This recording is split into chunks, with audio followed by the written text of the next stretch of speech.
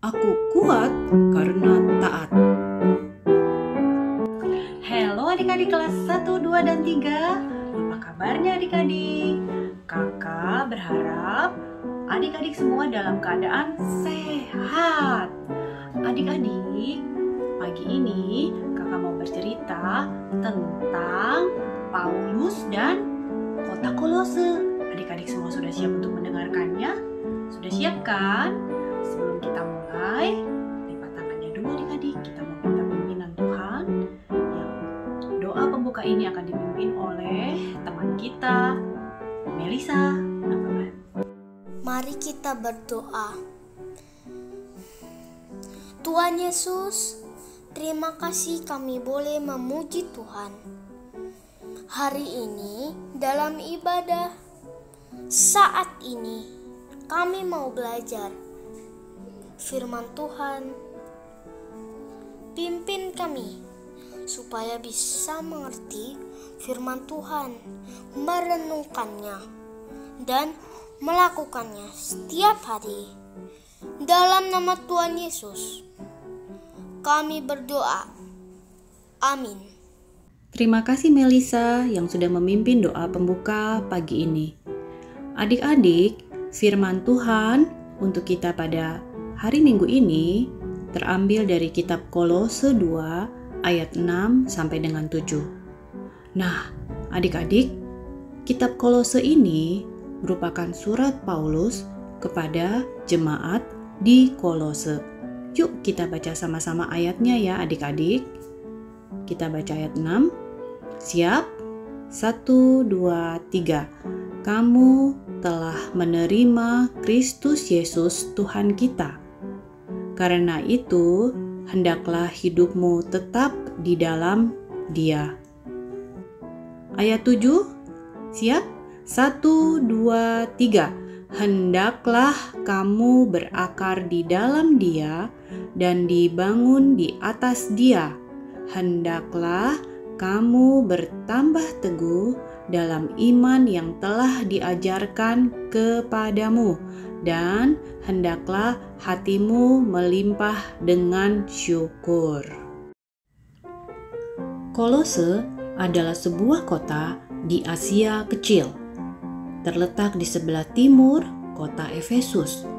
Kota Kolose ini mendapat pengaruh dari kota-kota di sekitarnya. Adik-adik, suatu hari Paulus menerima berita bahwa di dalam jemaat di Kolose itu ada guru-guru yang mengajar ajaran yang salah atau sesat. Guru-guru palsu itu berkeras bahwa untuk mengenal Allah dan diselamatkan dengan sempurna, orang harus menyembah roh-roh yang menguasai dan memerintah semesta alam, dan ajaran salah lainnya. Adik-adik, Paulus merasa bertanggung jawab atas jemaat di Kolose ini, sehingga ia menulis surat untuk memberitahukan ajaran Kristen yang benar. Dan Paulus juga menentang ajaran salah yang ditulis oleh guru-guru palsu itu. Paulus mau meluruskan bahwa keselamatan yang sempurna itu hanya ada di dalam siapa adik-adik? Ya, betul. Bahwa keselamatan yang sempurna hanya ada di dalam Tuhan Yesus.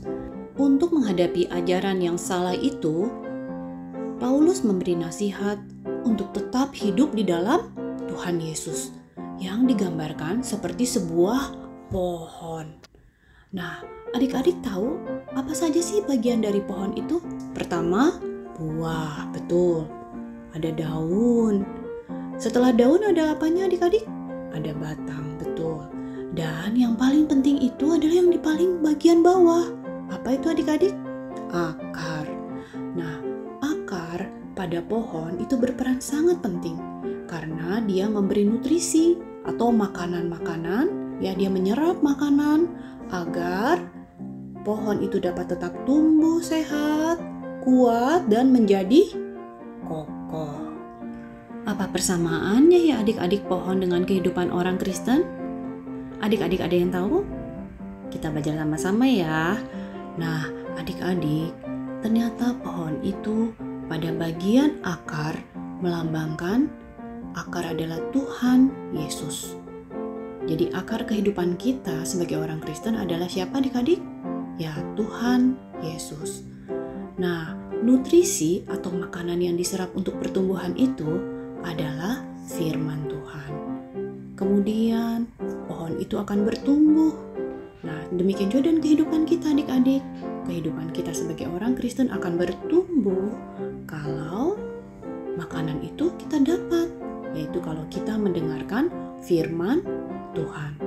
Kalau kita rajin mendengarkan firman Tuhan setiap hari, maka hidup kita juga akan seperti pohon yang berbuah. Nah, kita juga akan berbuah, yaitu melakukan firman Tuhan. Tadi di ayat 7 dikatakan, dibangun di atas Dia. Nah, kalau ada kata-kata dibangun, kita ingat apa adik-adik? Bangunan ya, seperti bangunan rumah. Di dalam Matius 7 ayat 24-27, ada dua macam dasar orang untuk membangun rumah. Yang pertama adalah orang membangun rumahnya di atas batu. Kemudian yang kedua adalah orang yang membangun rumahnya di atas pasir. Kemudian turunlah hujan dan datang banjir.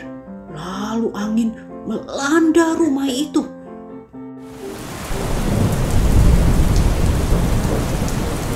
Nah, rumah yang dibangun di atas batu tidak rubuh. Tetapi rumah yang dibangun di atas pasir menjadi rubuh dan hebat kerusakannya. Nah, maksudnya adalah bahwa orang yang membangun rumah di atas batu itu adalah seperti orang yang mendengarkan firman Tuhan dan dia melakukannya adik-adik.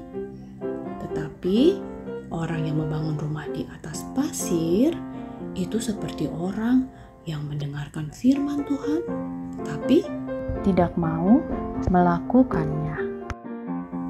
Adik-adik, bagaimana dengan saat ini ya? Apakah seperti pada zaman Kolose itu masih ada ajaran-ajaran yang sesat atau salah? Dan apakah guru-guru palsu itu masih ada? Ternyata masih ada adik-adik. Karena itu kita ini harus tetap hidup dan berakar kuat di dalam siapa? Di dalam Tuhan Yesus. Supaya kita bisa menghadapi ajaran salah dan guru-guru palsu itu. Nah, ternyata adik-adik, godaan yang ada sekarang berbeda dengan zaman dulu. Godaan yang ada sekarang seperti ini nih. Apakah benar nggak adik-adik? Kita malas belajar. Kita malah memilih main game terus. Lalu, kadang-kadang kita lebih mendengarkan ajaran teman kita yang salah daripada kita mendengarkan firman Tuhan atau orang tua kita. Kita ikut-ikutan sama teman. Kemudian kadang-kadang kita juga masih suka melawan orang tua kita. Nah, godaan-godaan ini juga adik-adik harus kita lawan. Bagaimana caranya ya? Apa yang harus kita lakukan adik-adik?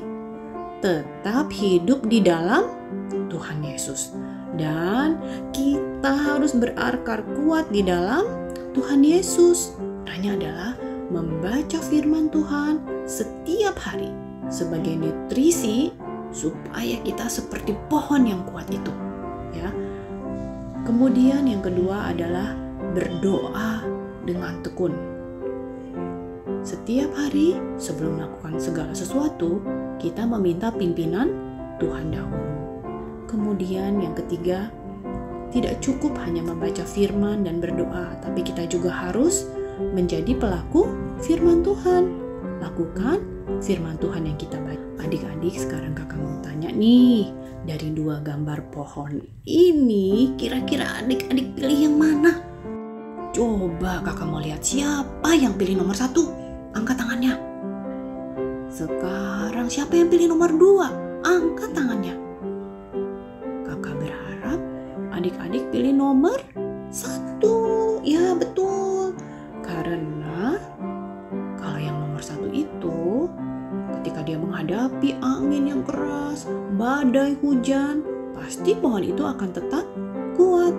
Begitu juga kehidupan kita sebagai orang Kristen. Kalau kita berakar kuat di dalam Tuhan Yesus, membaca firman Tuhan, berdoa dan melakukannya, maka kita akan kuat menghadapi ajaran-ajaran yang salah dan semua godaan yang ada. Yuk adik-adik, mulai hari ini kita hidup taat di dalam Tuhan Yesus. Adik-adik, sampai di sini cerita firman Tuhan hari ini. Mari kita berdoa, lipat tangannya, tundukkan kepala dan tutup matanya. Tuhan Yesus, terima kasih hari ini kami sudah belajar untuk tetap hidup di dalam Tuhan, berakar di dalam Tuhan Yesus dan taat, supaya kami menjadi anak Tuhan yang kuat. Tolong kami ya Tuhan untuk dapat melakukannya walaupun kami masih kanak-kanak. Tuhan Yesus, lindungilah papa, mama, kakak, adik, saudara-saudara, guru, teman-teman, dan semua orang agar terhindar dari virus corona. Terima kasih ya Bapa, dalam nama Tuhan Yesus kami berdoa. Amin. Selamat hari Minggu buat adik-adik semua di rumah.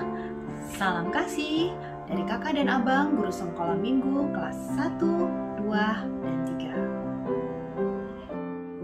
3. Salam sehat selalu buat kita semua. Tuhan Yesus memberkati. Dadah.